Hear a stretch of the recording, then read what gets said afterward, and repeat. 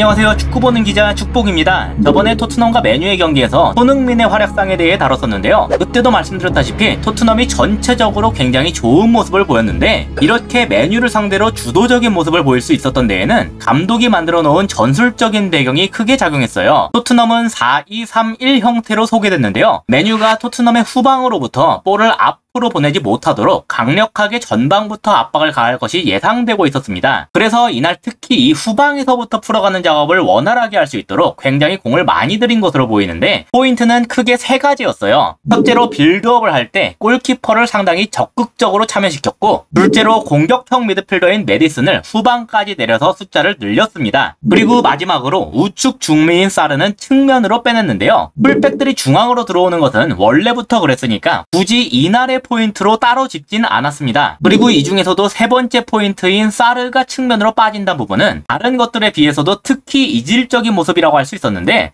원래 소개된 대로라면 비수마와 함께 중앙에 있는 선수이기 때문이에요. 하지만 실제로 이 둘의 터치맵을 비교해서 살펴보면 그 차이가 매우 명확하게 나타납니다. 좌측 중미인 비수마는 전방 위쪽으로 여러 군데의 터치가 찍혀있긴 하지만 기본적으로는 중앙에서의 터치가 많은 편이에요. 하지만 사르를 보시면 오른쪽 측면 터치 비중이 매우 높게 나타났죠. 그래서 실제로 경기 장면을 보면 사르가 이상하게도 측면에 자리하는 경우가 자주 보였습니다. 지금도 비수마는 중앙에 있는 반면에 사르는 완전히 측면에 있는 상태죠. 이 장면에서도 사르가 완전히 측면에 딱 붙어서 볼을 받고 있고, 오히려 포로가 중앙에 위치한 걸 확인할 수 있는데요. 그러면 포스테코글루 감독이 이런 식의 포지셔닝을 통해서 얻은 효과가 대체 뭐냐? 이건 상대편인 맨유 선수들과의 관계를 함께 보면 꽤나 명확하게 나타났어요. 이날 맨유는 4백을 들고 나왔는데, 따라서 토트넘의 후방을 괴롭힐 수 있는 자원은 앞에 있는 이 6명이었습니다. 그리고 마침 토트넘도 후방이 6명이 중앙에 몰려있는 상태죠. 이 지역에서 동등한 숫자가 갖춰졌기 때문에 자연스럽게 이들은 서로가 서로에게 묶여있는 관계가 됐어요. 하지만 그러면서 측면에 빠져있는 사르만큼은 잡아줄 선수가 마땅치 않게 됐는데요. 이걸 통해서 어떤 식으로 전개가 이루어졌는진 경기 장면을 통해 확인할 수가 있었습니다. 지금은 골키퍼인 비카리오가 볼을 잡고 있는데요. 보시면 그 앞에 아까 그림으로 보여드렸던 후방 6명의 모습이 보이시죠? 여기서 이들의 상황을 한 차례 짚고 넘어가자면, 일단 좌측 중미로 나온 비수마는 레시포드한테 붙잡힌 상태예요. 그리고 그 앞에 중앙으로 들어온 양쪽 풀백인 포로와 우도기는 각각 마운트와 안토니한테 잡혀있죠. 마지막으로 공미 자리에서 내려온 메디슨은 카세미르한테 잡혀있는 상황입니다. 여기에 더해서 좌우측 센터백한테도 언제든지 가르나초와 브루노가 압박할 수 있기 때문에 사실상 골키퍼를 뺀 나머지가 모조리 1대1로 붙잡힌 구도라고 할 수 있는데요. 일단 여기에서 비카리오는 반더벤한테 볼을 넘겼습니다. 당연히 브루노가 이걸 잡으러 오겠죠. 그래서 반더벤이 전진하지 못하고 다시 골키퍼한테 볼을 넘기게 됐는데요. 여기에서 주목할 게 바로 가르나초의 움직임이었어요. 원래라면 아까 브루노가 한 것처럼 로메로 쪽을 잡는 게 임무겠죠. 하지만 반더벤으로부터 백패스가 나가니까 이 가르나초가 로메로가 아니라 골키퍼한테 압박을 들어갔습니다. 이렇게 표현을 하니까 가르나초의 움직임이 잘못됐다고 말하는 것 같은데, 사실 틀린 판단이라고 보긴 어려웠어요. 가르나초의 동선을 보면 이런 식으로 약간 휘어서 갔거든요. 골키퍼로부터 로메로에게 향하는 패스기를 차단하는 루트로 갔단 건데, 자신이 로메로한테 떨어지게 되더라도 이 로메로한테 볼을 투입할 수는 없는 상황을 만든 거예요. 그래서 사실 전방 압박 수행이란 측면에서 보면 굉장히 똑똑하게 움직인 셈인 건데요. 문제는 토트넘이 이거를 완벽하게 풀어낼 수 있도록 훈련이 되어 있었다는 것에 있습니다. 여기서 중요했던 건 수비형 미드필더 역할을 수행하고 있는 비수마였어요. 지금 가르나초가 골키퍼한테 이렇게 측면에서부터 비스듬한 방향으로 압박을 들어오고 있죠. 그러니까 당장 중앙으로 찔러버리는 이 패스길은 잡아줄 수가 없었습니다. 물론 비수마의 뒤에서 레시포드가 마크맨으로 붙어있기는 하지만 비수마의 뒤를 잡고 있는 것이기 때문에 일단 여기에서 볼을 받는 것에는 문제가 없었어요. 그리고 비수마가 레시포드와 가르나초에게 앞뒤로 압박을 당하기 전에 이걸 원터치로 로메로한테 아주 정확하게 빼내줬습니다. 일단은 이 과정이 굉장히 중요했다고 평가할 수 있는데, 먼저 원래 가르나초한테 마크를 당하고 있던 로메로를 자유롭게 만들 수가 있었고, 동시에 그 자유롭게 된 로메로한테 볼을 투입까지 하게 됐기 때문이에요. 하지만 메뉴 입장에서 아직 압박이 완전히 뚫렸다고 판단할 정도는 아니었는데요. 위치상으로 마운트가 포로를 향한 패스기를 차단하는 루트로 로메로한테 압박을 가하는 게 불가능한 수준은 아니었기 때문이에요. 최소한 여기서 지연만 시키더라도 래쉬포드가 포로를 잡아주러 가면서 이런 식으로 마크맨 관계를 재정립할 시간을 벌 수가 있겠죠. 근데 여기에서 사르 때문에 이 시간을 벌 수가 없었습니다. 지금 화면에는 보이지 않지만 사르가 측면에 있기 때문에 로메로가 즉시 이런 식으로 볼을 방출할 수가 있었거든요. 마운트가 아무리 뼈 빠지게 뛴다고 해도 동선상 이렇게 나가는 패스길은 막아낼 수가 없겠죠. 이게 연쇄적으로 메뉴의 압박 체계를 무너뜨렸어요. 일단 당장 볼을 받고 있는 사르가 자유로운 상태인 건 물론이고 여기에 이어서 전진하는 포로까지도 자유롭게 풀어줄 수밖에 없었기 때문입니다. 마크맨 관계를 재정립할 시간을 벌었었다면 가르나초나 래쉬포드 중에서 하나가 포로를 잡았을 텐데 그 시간을 벌지 못한 채 전개를 허용했기 때문에 결과적으로 프리맨이 둘이나 발생하게 된 거예요. 그래서 지금 여길 돕기 위해 급하게 포백의 일원인 쇼까지 올라왔지만 그럼에도 토트넘의 측면 전개를 막아낼 수가 없었습니다. 쇼가 여기로 올라와봤자 한 명이 추가되는 건데 토트넘은 프리맨이 이미 둘이나 있는 상황이기 때문이죠. 게다가 측면 수비를 담당하는 쇼가 빠졌기 때문에 연쇄적으로 쿨루셰브스키한테까지 공간이 주어지게 됐습니다. 물론 리산드로가 나름대로 여길 대비할 수 있는 위치까지 오기는 했지만 기본적으로 센터백이기 때문에 아직 완전히 측면까지 이동할 수는 없었어요. 일단 쿨루셰브이 이 틈을 노려서 위험 지역까지 볼을 운반할 수가 있었고 동시에 센터백인 리산드로가 측면으로 빠졌기 때문에 반대쪽의 풀백인 완비사카가 크게 중앙으로 좁히게 됐습니다. 이전 영상에서 말씀드린 바가 있는데 언제나 측면보다는 중앙이 우선적으로 수비를 해야 하는 지역이거든요. 하지만 그러면서 자연스럽게 완전히 반대쪽에서 뛰고 있는 손흥민한테는 어떠한 마크맨도 붙을 수가 없게 됐죠. 그래서 쿨루셰브이 크게 반대 전환을 함으로써 손흥민한테 바로 넘길 수가 있었습니다. 안타깝게도 그 마무리가 되질 못하면서 기회 자체는 무산됐지만 토트넘이 최후방에서부터 강하게 압박을 받고 있었음에도 그걸 풀어나가면서 슈팅까지 만드는 그 과정이 정말 인상적이었고 거기에는 골키퍼로부터 시작된 토트넘의 후방 선수들의 패스 플레이와 포스테코글루 감독의 사르 측면 배치라는 전술적 구도 등이 결정적으로 작용했다. 그렇게 정리할 수가 있겠습니다. 덕분에 토트넘은 맨유라는 강팀을 상대로도 이전과 다르게 상당히 주도적인 경기를 펼칠 수가 있게 됐죠. 이상으로 오늘의 영상을 마치도록 하겠습니다. 시청해주셔서 감사합니다.